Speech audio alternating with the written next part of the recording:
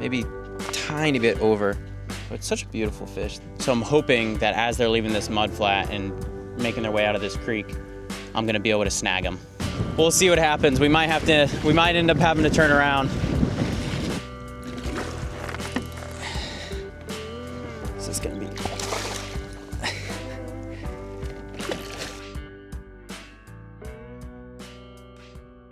Hey everybody, it is Davis with Real Saltwater, out here on the river.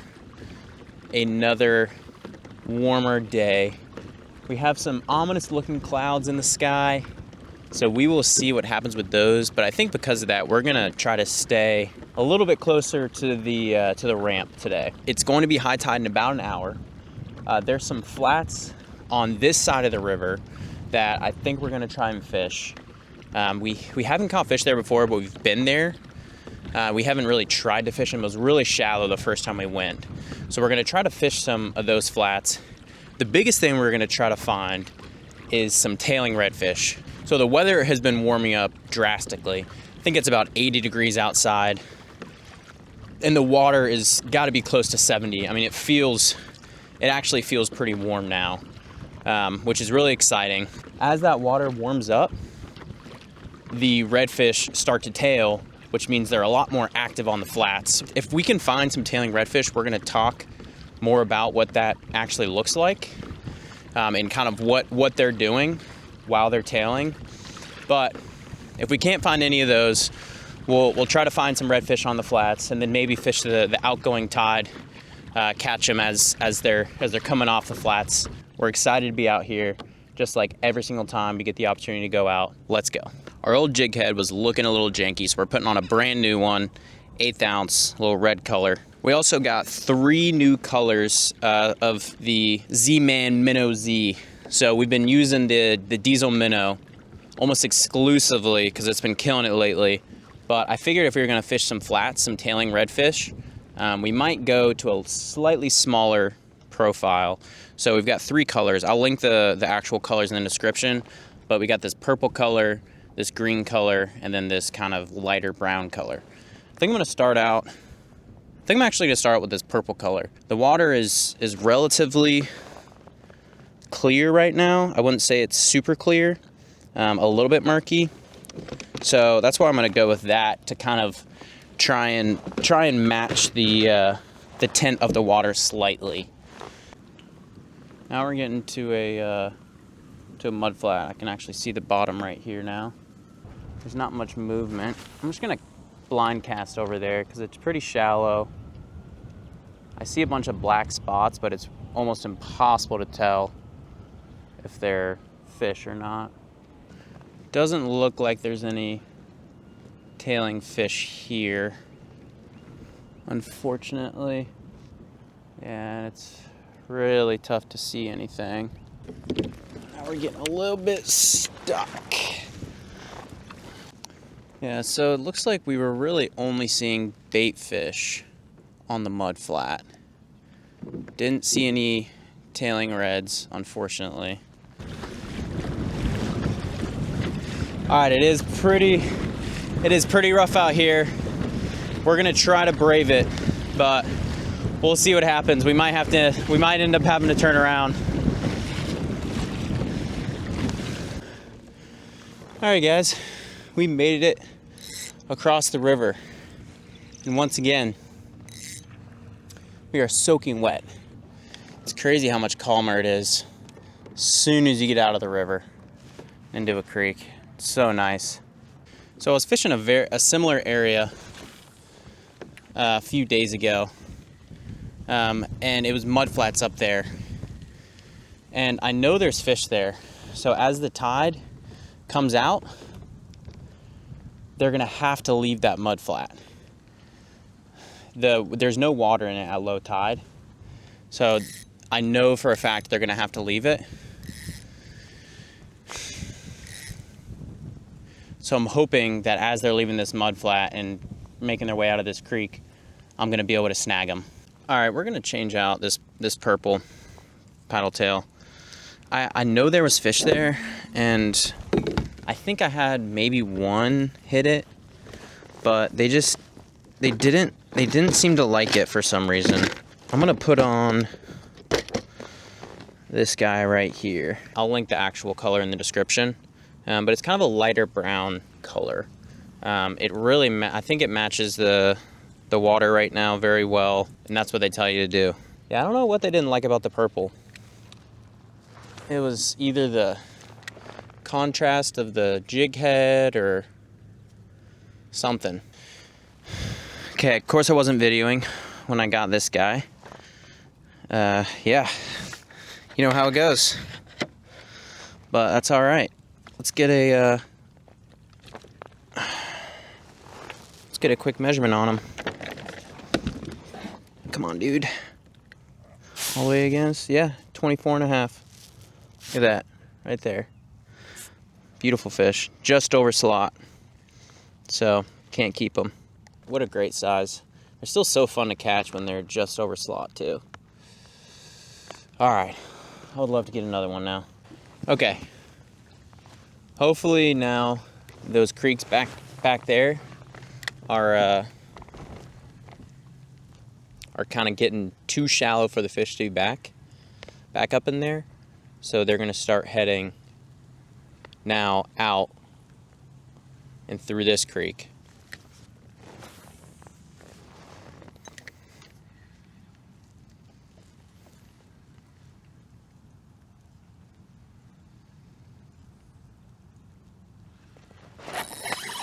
Oh, that's a big one. Oh man, it's coming towards me, coming towards me, coming towards me. Oh man, that's a nice one. All right. Yeah, they're here now. They're here now. Oh man, this is a great fish. Oh my goodness. Can't let him go in the marsh. That's the biggest thing. This one's definitely over slot, for sure. Gosh, they fight so hard. They're such a strong fish. I'm gonna get him on the other side.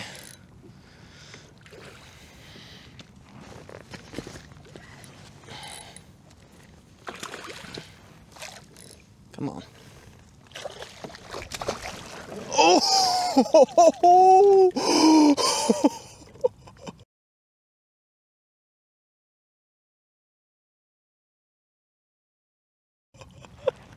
Oh my gosh.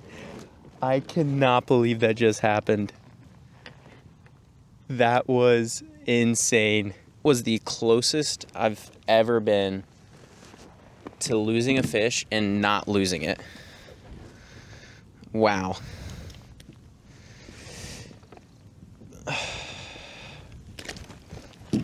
Oh man, they really fight so much bigger than they actually are.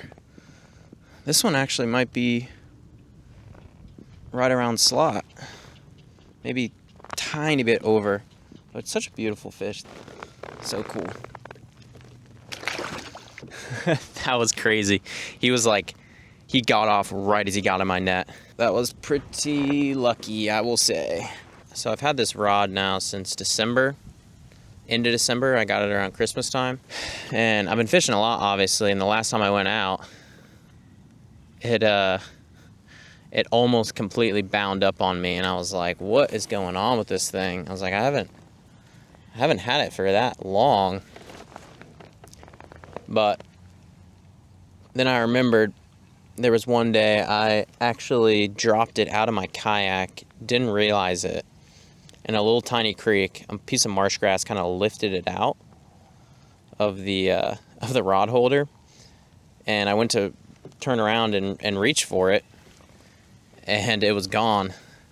So I had to basically go back into this creek. Luckily, it was shallow enough to where I found it pretty easily, but it had been sitting in the water for, I don't know, maybe 20 minutes. So obviously a bunch of salt water got in there. I'd kind of forgotten about that. So I took it apart, opened that sucker up, and holy smokes, it was bad. It was, all the grease was just all caked up. with the salt water. It wasn't, you know, it wasn't wet in there, but the grease and the salt water just kind of mixed together and made this really crusty slurry. Cleaned it out, oiled it up. Now it's working like a charm. I just saw a bunch of little rock shrimp. That's making me think I should put some kind of, like a shrimp on. There's a redfish over there. You gotta, oh, dang, look at that. That was awesome. So I'm gonna take this guy off. We're gonna throw this on. See how this does. They're definitely in there, or they were.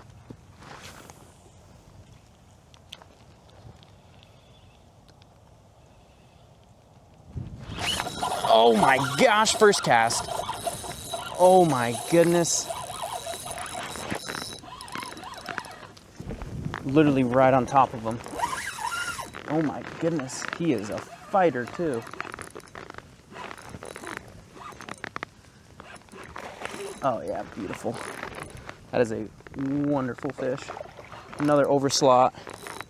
He's about to get off too. He might get off.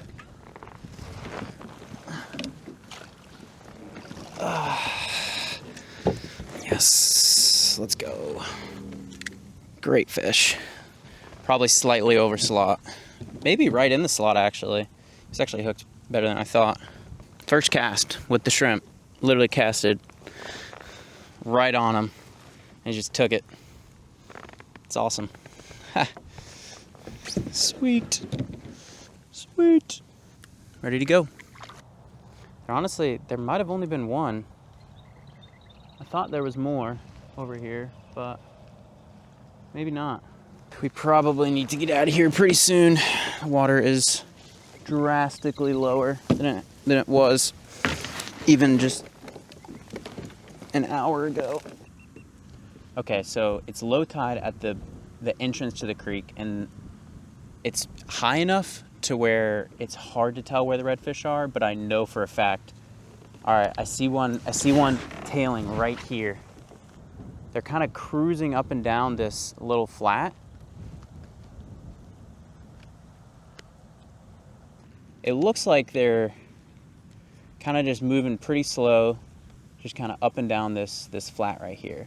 And I think they're still going after some of these rock shrimp. It's right there.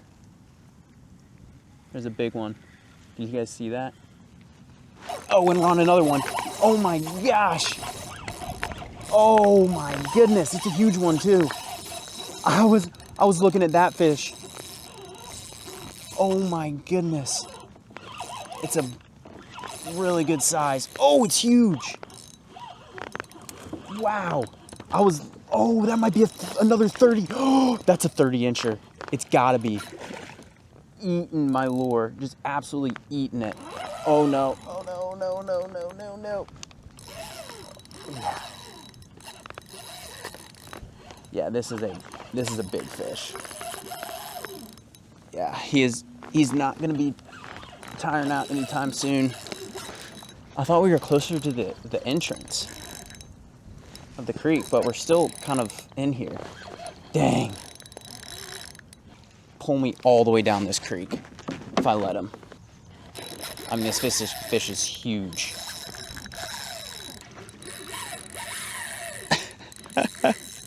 He's gonna keep pulling my drag like it's nothing. Look at all these little shrimp. That's what they're eating right now. That's what they're eating. This is gonna be.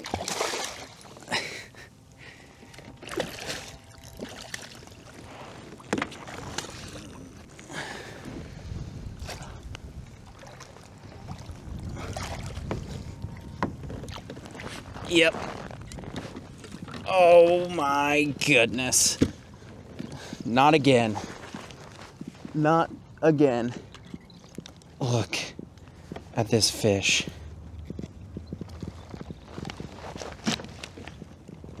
Oh man. The hook is really in there. We're gonna go ahead and start trying to get that out because that might be really tough. He completely swallowed it. Gonna go in and then out. Come on. Let's see if I can go in through the gill. All right, I know. It's legit gone. Oh my goodness. It is gone. He completely swallowed it. Ugh. All right, I can't keep him out for too much longer. God, what a beautiful fish. I am so sorry. I was not paying attention and he swallowed it. All right. I personally, I think he's big enough. He's over 30 inches for sure, but I think he's big enough to survive. And I apologize to everyone who's more skilled at getting hooks out than I am, but I mean, I don't know how well you could see it, but it was really far in there. I mean, it was my fault. I was not paying attention. I mean, he had a strong release, but he might be big enough to be able to be totally fine. He might be able to pass it. It's not a big hook. But goodness gracious, what a fish. Didn't take a measurement because I wanted to get him back because I was messing around for a while. But I think he was probably 30, 31 inches. But whew, that was awesome. So I think we're just going to leave it at that today. I mean, we caught 3 really good sized fish, slightly over slot, and then 1 just absolutely massive, beautiful, I mean, 30+ inch fish. We're seeing more tailing. We were going to talk about tailing a little bit, but basically all a tailing redfish is when it's in really shallow water and it's feeding on the bottom, so its tail is sticking up. Most of the time on grass flats, you'll see them tailing because they're eating fiddler crabs. That's the most common time you'll see a tailing redfish is when they're eating fiddlers. They got their nose in the grass or in the sand, and they're looking for fiddlers, so their tail sticks up. But when it's really shallow like this, and there's a bunch of little bait fish, and they've been chasing the rock shrimp right now. They're, because it's so shallow and they're just kind of cruising along slowly, you can see that tail up. That's basically what a tailing redfish is for anyone who doesn't know. And if I missed something, or if something was not accurate, please, let me know. And it's really fun. Like it's so cool when they're tailing too, because you can sneak up on them because they got their nose in the dirt and they're not really paying attention to anything else that's happening. I mean, what an amazing time. Again, fishing in Charleston. It's been so fun lately. And now that the weather's warming up, the fish are really going to start tailing. And this creek that I was in this time, it seems like there's a lot, and I think there's more around me right now, but that last redfish broke me off. And I felt really bad. You guys see all that activity right there? And I felt really bad about not being able to get that hook out. Hopefully we can get out of this creek and then back to the dock, but we'll see. I appreciate all the support. It's been awesome. It's been so fun being able to do this. Like and subscribe. See you later.